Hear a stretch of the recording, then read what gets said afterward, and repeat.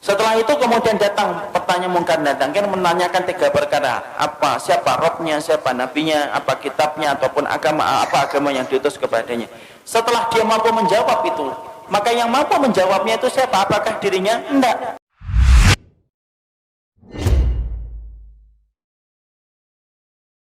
Kemana ruh ketika setelah dicabut dari jasad? Maka kalau kita membaca dalam satu riwayat dari Bara' bin Azib, kita akan menjumpai ruh itu kalau dicabut dari jasad, maka kita harus paham, malaikat itu Pak, kalau akan mendapati orang itu meninggal dunia, maka para malaikat itu akan datang serombongan. Kemudian dalam satu riwayat hadis, Rasulullah itu berkata ketika beliau itu bersandar ke tongkat, maka beliau mengatakan istaidu min adzabil qabr, berlindunglah kalian dari azab kubur. Diulang-ulang oleh Nabi sampai 3 kali. Kemudian Nabi mengatakan idza kana al-mu'min fi inqita'i minad dunya wa iqbalu minal akhirah. Seorang mukmin itu kalau akan meninggalkan dunia dan datang dalam urusan akhirat, nazala ilaihi malaikatun minal malaikah. Maka akan datang serombongan para malaikat-malaikat. Kalau yang didatangi itu adalah orang yang beriman, yang datang malaikatur rahmah bersama dengan malaikat maut. Malaikat yang mencabut nyawa, penamaan yang benar bukan malaikat Israel, tapi penamaan yang benar itu malaikat maut. Dia datang serombongan bersama dengan malaikatur rahmah. Para malaikat kemudian di mana? Fajalasu inda mudil basar. Para malaikat itu duduk sejauh mata orang itu ketika memandang. Makanya orang kan kadang-kadang kalau mau meninggal dunia begini. Itu bukan melihat tatapan kosong, tetapi dia melihat sesuatu yang tidak pernah dia jumpai seumur hidupnya. Mana malaikat itu kalau yang akan dicabut adalah orang yang beriman, malaikat itu akan membawa 2 barang. 1, kafanun min akfanil jannah, kain kafan dari surga. 2, hanutun min hunutil miski, dan yang kedua itu akan membawa minyak wangi yang diambil dari surga. Setelah kemudian duduk sejauh mata memandang, yang akan datang, yang turun 1, malaikat maut di atas kepalanya. Setelah dicabut semuanya sempurna, malaikat maut selesai tugasnya. Kemudian diserahkan kepada malaikatur rahmah. Kalau dia orang yang beriman, dibalut sama kemudian kain kafan yang diambilkan dari surga, diberikan minyak wangi dari surga. Itu loh Pak, masalah pakaian itu saking pentingnya. Ruh itu aja masih dikasih pakaian. Makanya orang kalau sampai ngeremehin aurat itu kebangetan, karena ruh saja ditutupin itu. Kemudian bagaimana dengan kain kafan yang diambil dari surga? Ditutup dengan kain kafan dari surga, lalu kemudian dibawa ke langit yang pertama. Setelah dibawa ke langit yang pertama, Rasulullah mengatakan fastaftahu lahumul bab. Mereka meminta supaya dibukakan pintu langit yang pertama. Pintu langit yang pertama terbuka. Kemudian mereka memasuki pintu langit yang pertama. Karena sesungguhnya langit itu ada 7 lapis. 1, 2, 3, 4, 5, 6, 7. 1 lapis dengan lapis berikutnya sejarak 500 tahun perjalanan. Lapis yang kedua dengan lapis yang ketiga 500 tahun perjalanan. Atasnya Pak ada pohon bidara Pak, makanya dinamakan Sidratul Muntaha. Sidrah itu bidara, Muntaha itu puncaknya langit. Di atas langit yang ke-7 ada lautan. Dari dasarnya sampai permukaannya 500 tahun perjalanan. Di atas yang tempat yang begitu besar, itulah nanti kemudian yang menjadi salah satu tempat arasy-Nya Allah. Maka naik itu melewati langit yang pertama. Seluruh para malaikat gemuruh Pak, cuma kita tidak mendengar. Kita tidak pernah mendengar itu. Makanya dijadikan, kenapa pendengaran kita terbatas? Kalau dijadikan pendengaran kita sensitif, malah tidak bisa tidur. Karena tiap hari kita akan mendengar omongan para malaikat, dan kita akan mendengar omongan orang ketika mati, dan apa yang disampaikan oleh para malaikat di atas langit. Dijadikan pendengaran kita terbatas karena ada banyak hikmah. Lewati langit yang pertama bergumuruh para malaikat yang kemudian berkata, "Maniruh hadat thayyib." Ini pemilik ruh yang baik, ini miliknya siapa? Hadza fulan bin fulanan. Ini disebutkan namanya yang terbaik yang dia pernah miliki ketika di dunia.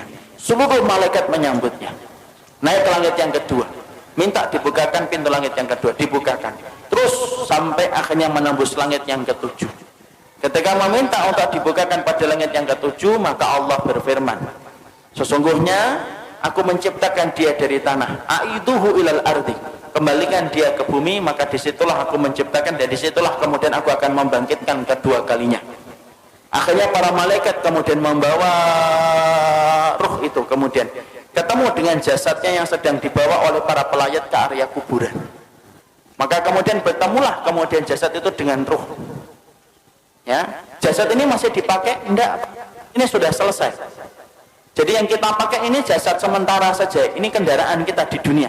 Nanti ketika kita sudah mati, ketika dikumpulkan di padang mahsyar, dikumpulkan di surga, enggak pakai jasad ini. Jadi jangan khawatir yang tiba-tiba kemudian kok saya hidungnya gini. Tenang, sampai mati doang. Nanti kalau sudah mati diganti hidungnya sama Allah. Karena nanti kalau kita sudah mati, nanti kita akan dikumpulkan di surga. Fisik kita itu sudah beda dengan fisik di dunia. Makanya fisik kita nanti kalau masuk surga sebagaimana fisiknya Nabi Adam. Tingginya 60 hasta, sekitar 30-40 meter. Maka ketika jasad itu dibawa ke liang kubur, sempat diketemukan dengan roh sebentar. Tapi saat itu jasad sudah tidak ada faedahnya. Kemudian ketika sudah ketemu kembali di area kuburnya, dia sempat mendengar suara terompah terakhir pelayat ketika keluar dari kuburan. Setelah itu kemudian datang pertanyaan mungkar datang, kan menanyakan 3 perkara. Apa, siapa rohnya, siapa nabinya, apa kitabnya, ataupun apa agama yang diutus kepadanya. Setelah dia mampu menjawab itu, maka yang mampu menjawabnya itu siapa? Apakah dirinya? Enggak. Tapi yang menjawabnya itu adalah dibantu sama Allah. Makanya Rasulullah membacakan ayat yusabbitullahu alladhina amanu fil qawli tsabit fil hayati dunya wa fil akhirah. Allah teguhkan orang yang beriman perkataan mereka di dunia dan perkataan mereka di akhirat. Makanya mereka lah yang bisa mengatakan Rabbku adalah Allah, Muhammad adalah Rasulku, dan Al-Quran itu adalah kitab suciku, dan Islam adalah agamaku. Allah yang menggerakkan di atas langit. Setelah dia mampu menjawab pertanyaan yang pertama, maka Allah berfirman di atas arasnya, Shadaqa abdi, hambaku ini jujur, benar dalam imannya sampai dia mau menjawab pertanyaan itu. Waftahu lahu baban ilal jannah, maka bukakan pintu antara kuburnya dengan surga. Malaikat membukakan pintu, tidak ada batasan antara kehidupannya di kuburan dengan surga. Dia melihat surga itu, tapi bedanya cuma satu, dia belum bisa masuk ke surga itu. Kemudian Allah bukakan pintu surga itu. Kemudian datang kepadanya seseorang, kemudian dia bertanya, siapa anta? Man anta? Kemudian dia menjawab, orang yang begitu rupawan itu berkata, ana amaluka sholih, saya adalah amalmu yang sholih. Ini sholatmu, ini puasamu, ini sedekahmu, ini ridhomu, ini takdirmu. Maka ini adalah keikhlasanmu, ini infakmu. Maka saya akan menemani kamu sampai nanti hari kiamat. Saking senangnya, ruh itu kemudian berteriak, teriakannya apa? Ya Rabb, aqimis sa'ah hatta arji ila ahli. Ya Rabbku, tegakkanlah hari kiamat supaya aku ketemu cepat dengan keluargaku. Masya Allah. Jadi memori tentang keluarga itu tidak pernah hilang. Sampai orang ketika di kuburan pertama kali, tidak ada yang dia lupakan kecuali adalah masalah dia bersama keluarga. Nah, disitulah kita paham. Kemudian pertanyaan kita, ruh itu ditempatkan di mana, Ustaz? Ruh itu ditempatkan oleh Allah berdasarkan perkataan yang disampaikan oleh Imam Ibnu Qayyim itu macam-macam. Ada ruh yang ditempatkan di dalam kubur mendapatkan kenikmatan. Ada ruh yang ditempatkan yaitu di tempat-tempat yang berbeda. Ada ruh antara langit dan bumi. Ruhnya siapa? Orang yang punya hutang ketika dia tidak membayarkan hutang itu sampai dia meninggal dunia. Ada ruh yang kemudian ditempatkan di tanur. Tanur itu tempat kayak periuk, masuknya kecil, keluarnya besar. Dalamnya itu ke bawahnya besar. Untuk siapa tanur itu? Tempat bagi ruh mereka yang dulunya ketika di dunia berzina dan tidak bertobat sampai mati, dibakar oleh Allah selamanya sampai nanti hari kiamat itu datang. Dan mereka berusaha keluar tetapi tidak bisa keluar. Imam Ibnu Qayyim menjelaskan itu tempat bagi para pezina yang tidak bertobat sampai dia mati. Ada kemudian ruh yang ditempatkan di sungai darah. Setiap waktu kemudian dia melipir ke pinggir, kemudian dilempari batu, kemudian dia melipir lagi, dilempari batu. Siapa itu? Pemakan riba yang tidak meninggalkan ribanya. Disitulah kita mendapati ruh itu akan ditempatkan oleh Allah berdasarkan amal-amal yang mereka lakukan. Ada enggak ruh bergentayangan? Tidak ada bergentayangan. Kayak kurang kerjaan aja bergentayangan. Karena sesungguhnya ruh itu miliknya Allah dan Allah yang menggenggamnya. Nah ini ada rumah habis mati bunuh diri, malamnya kelihatan orangnya nangis-nangis, Ustaz, itu setan. Ruh itu tidak mungkin balik, Pak. Kenapa ruh tidak mungkin balik? Karena ruh itu tempatnya di alam barzah. Dan barzah itu kenapa disebut dengan barzah? Tembok tebal yang tidak bisa ditembus itu namanya barzah. Nah kalau ruh itu masih bisa seliweran dalam kehidupan dunia, penamaan barzah itu batal demi hukum. Karena kemudian masih bisa ditembus, makanya tidak bisa balik. Ada tembok tebal, sebagaimana Allah sampaikan dalam surat Al-Mu'minun ayat yang ke-100, tidak bisa balik. Apalagi sampai kemudian balik, ngeliatin anaknya, rumahnya. Ya kalau rumahnya nggak dijual, kalau rumahnya dijual kan jadinya sedih. Loh, kok sudah ganti orang ya? Karena nggak ada yang bisa balik, Pak. Makanya roh itu semuanya ditempatkan oleh Allah berdasarkan amalan-amalan mereka, dan tidak ada roh yang bergentayangan. Makanya kemudian kalau kita dapatin ada tempat-tempat, ada orang mati bunuh diri kok kelihatan ada hantunya, itu bukan roh, tapi itu setan yang mencari celah dan kesempatan supaya dia itu ditakutin. Kenapa setan itu senang untuk menakuti manusia? Karena setan tahu syirik itu mulainya pertama kali ketika takut. Orang kalau sudah takut maka cenderung gampang untuk melakukan syirik. Kalau sudah syirik nyebar kemenyan. Kalau sudah syirik dia akan kemudian korban di situ, di tempat yang dia takutin. Kalau sudah takut dia akan lewat sambil mengatakan, "Kula nuwun Mbah, ngapunten lewat Mbah." Lewat. Itu kemudian mulainya dari ketakutan. Makanya kemudian tidak ada roh yang bergentayangan, itu tidak ada. Yang ada itu apa? Setan. Karena setan itu bisa berubah wujud apa saja. Anjing hitam perwujudan dari jin, ular hitam perwujudan dari jin. Kemudian setan bisa berubah manusia, bisa. Makanya kita dapati ketika Nabi mau dibunuh, siapa yang memberikan saran mengumpulkan 10 pemuda untuk membunuh Nabi Muhammad? Itu setan dalam bentuk manusia. Karena setan itu bisa berubah apa saja, Pak. Dan dia bisa menjadi hantu untuk menakuti manusia. Tetapi roh itu tidak bisa bergentayangan. Roh itu berada pada alam barzah. Dan disebut alam barzah itu karena tidak bisa ditembus dengan apapun.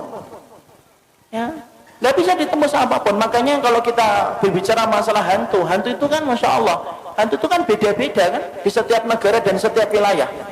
Kalau di Amerika, hantu itu apa? Hantu itu keren, pakai jas, kemudian giginya runcing, sukanya gigit leher, enak itu. Itulah yang disebut dengan Dracula. Itu hantu Amerika. Kalau Cina beda lagi, hantunya lompat-lompat gitu. Kalau kemudian ada warna kuning berhenti dia, itu hantu Cina. Kalau Indonesia itu yang paling ini, Indonesia apa? Ngesot gitu ya.